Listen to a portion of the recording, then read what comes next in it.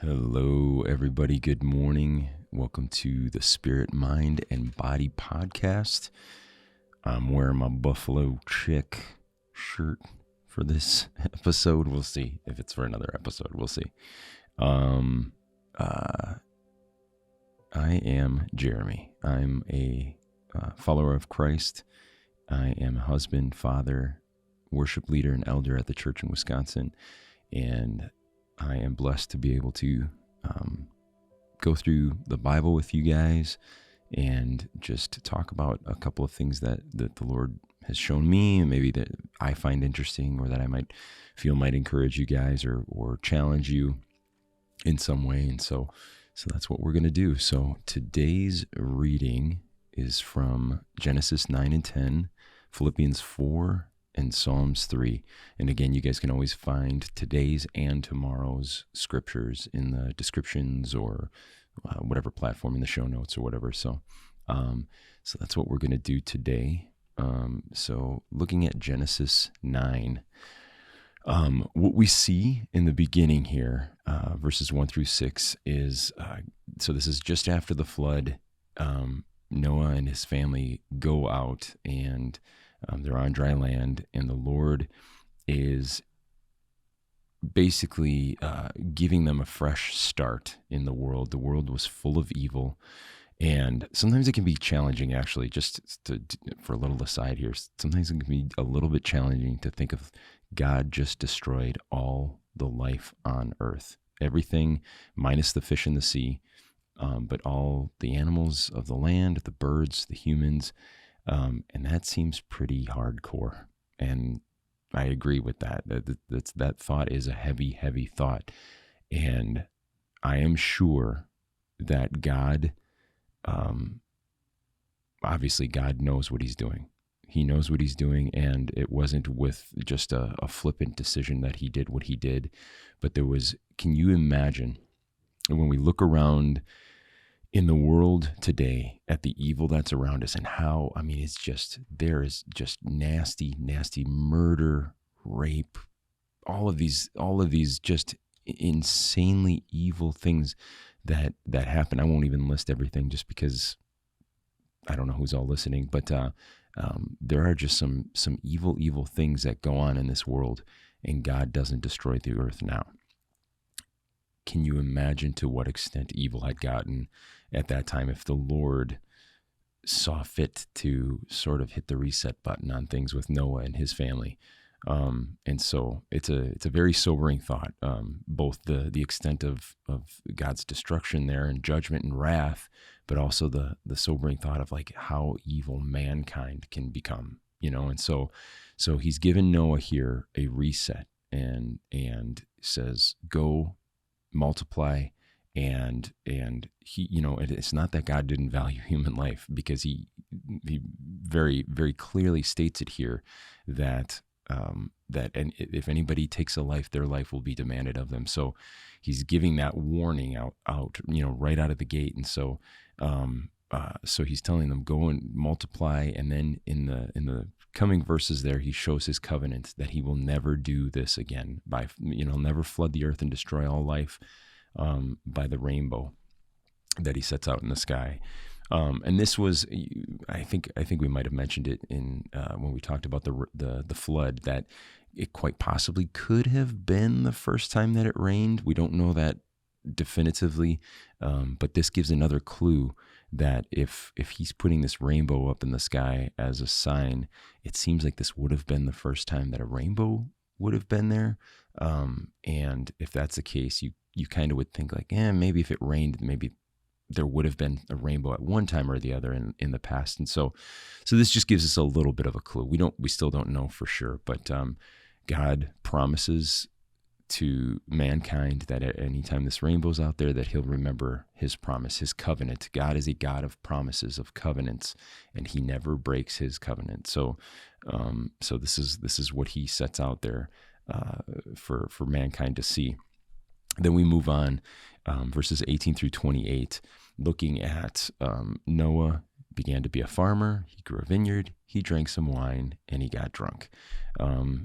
This was not a good thing for him to do, but what happened because of it was that he ended up being laid out naked somewhere, and his son Ham saw him, went out, and instead of doing the respectable thing of covering his father, keeping his mouth shut, doing what we as believers should do, which is to guard our brothers and our sisters. We don't go and gossip and tell the story of how they messed up. We protect them, we guard them, and not that we keep sins secret, but we don't share that story with anybody that doesn't need to be a part of that story. And so Ham did exactly that. He went out and he told his brothers, guess what? Dad's naked. He got drunk and got naked.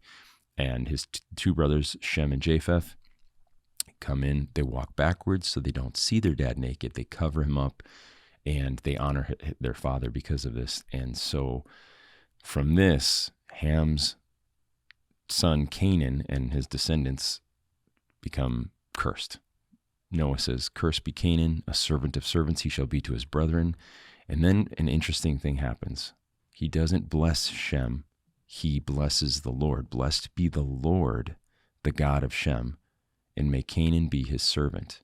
And then he says, and then he does give like an indirect blessing to Shem. May God enlarge Japheth, which is a blessing to Japheth as well.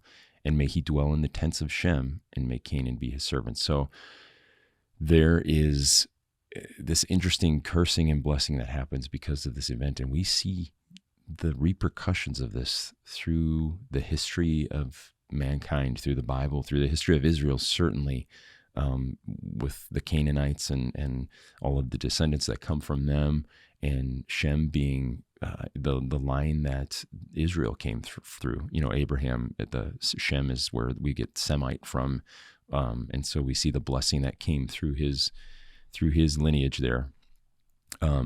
Chapter 10 is a genealogy, and I won't make the same joke I made with Adam's genealogy, but I want you to be encouraged.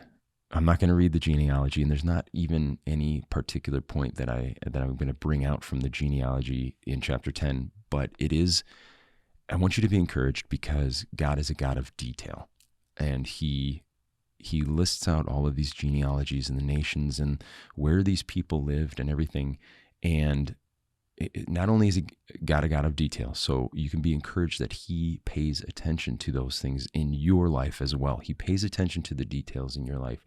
But then contextually and just with what we're looking at here, this is history. And that's really cool.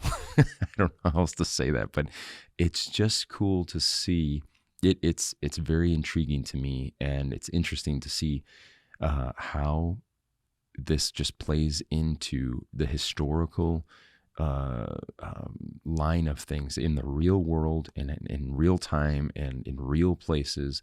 And the Bible and the God of the Bible and the people of the Bible are these are the only things that we have from that far back that we can see from the beginning of mankind, these real people groups that came. I know that there are other ancient texts that we can look to, but this far back and it's the Word of God. And so we know that this is something that we can look at and say definitively, these were real people groups and real places where they lived. And so that's just kind of, it's encouraging to me that God pays attention to the history of things and the details of things, and He lets us in on some of those things. So moving on to Philippians 4. So Philippians 4, the book of Philippians in general is just, we've said it now since we've started, it is a book of encouragement. It's a book of urging on and prodding on in the race that we're running. And Paul continues that here, and chapter 4 may be one of the most powerful chapters of encouragement in Scripture that I think I've ever read, and we'll get into some of that. He starts off, encouraging them, help these companions and help these women who labor with me in the gospel. But then he goes into verse 4. Rejoice in the Lord always. Again, I will say rejoice. I read that as an encouragement, but I take it, whether or not we can see it as a commandment, I take it as a commandment. I see it as as this thing of being thankful to the Lord and rejoicing in the grace that he pours out on us, the blessings that he pours out on us, and in opposition to what the alternative would be, which would be to become discontent and anxious, as we're going to see here in a second, and bitter and angry towards God. Verse 6 continues, be anxious for nothing, which is like, oh, great. It's very easy to say, Paul, to say, be anxious for nothing. Don't be anxious about anything, guys. Just be happy. Just have joy and be stress-free and be anxious for nothing. And we could say, well, that's easy to say, but it's not so easy to do. But he goes on and gives us the heart of God and how we can do this. And he says, but in everything by prayer and supplication with thanksgiving, let your requests be made known to God, and the peace of God, which surpasses all understanding, will guard your hearts and minds through Christ Jesus. So pray, seek God, talk to God, but do this with thanksgiving. So often people go to God and it's either a list of what I want, this, or you owe me, God, or there's just no intimacy, no connection with the real person, no thankfulness for all of the blessings that the Lord has poured out on us. We get so focused on the one thing that's wrong that we don't look around and see, God, you have blessed me so mightily. I don't even know a different word to use right now besides mightily. He blesses us so intensely. And we get so hyper focused on the one thing that's like, oh, I got a splinter in my finger, and so be anxious for nothing, but be thankful, and the peace of God which surpasses understanding. And I have experienced that peace that is beyond understanding. I have experienced it. It's part of my testimony, which I have alluded to before, and again someday we'll go through that. But it is an amazing thing where it doesn't make sense for me to have the peace of God right now, but I do.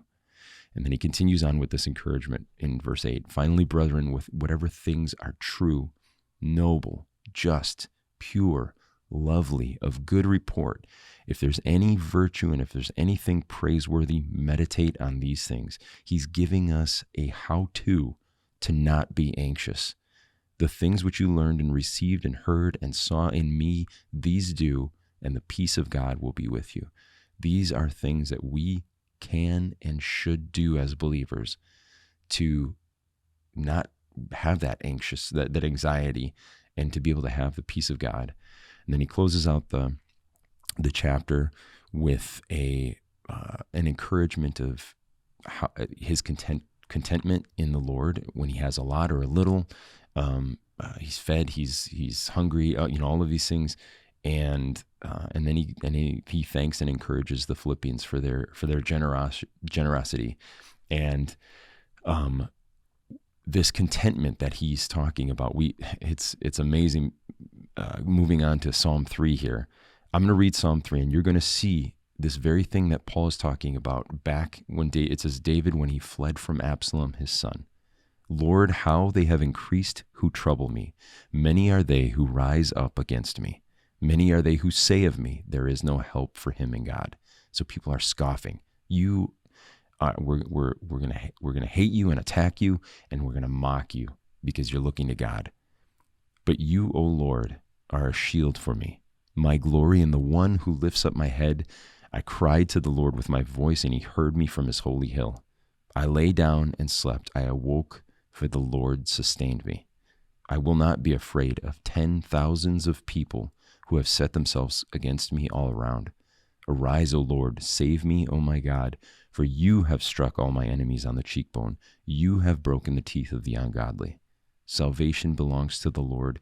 Your blessing is upon your people.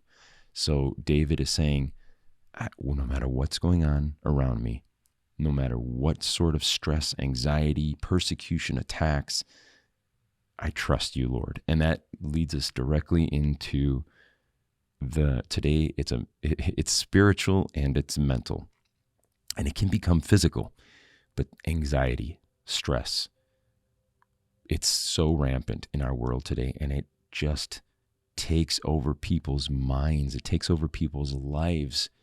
I've seen it manifest in different ways in different people that I know directly, that I have direct contact with. I've seen it in different ways with different people, and it is a killer.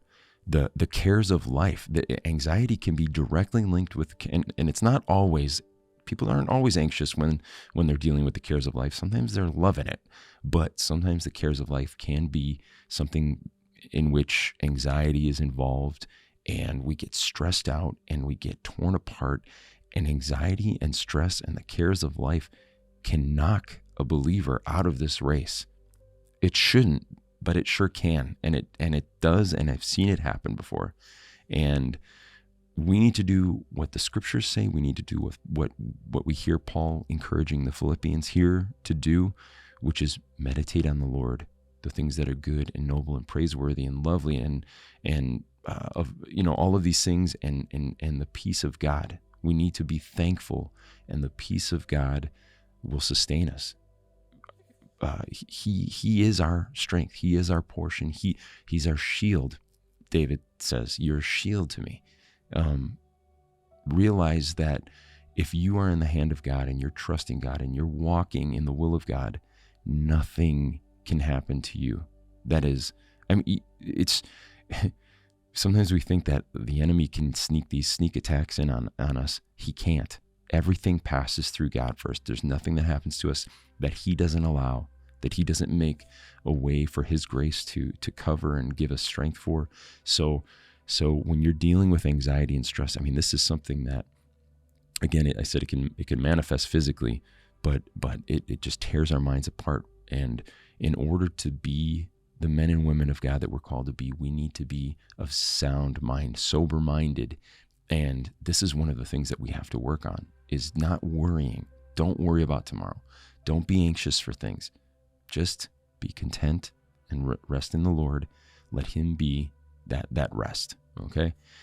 So I appreciate it, guys. Thank you for joining me today, and we'll see you tomorrow. Thanks.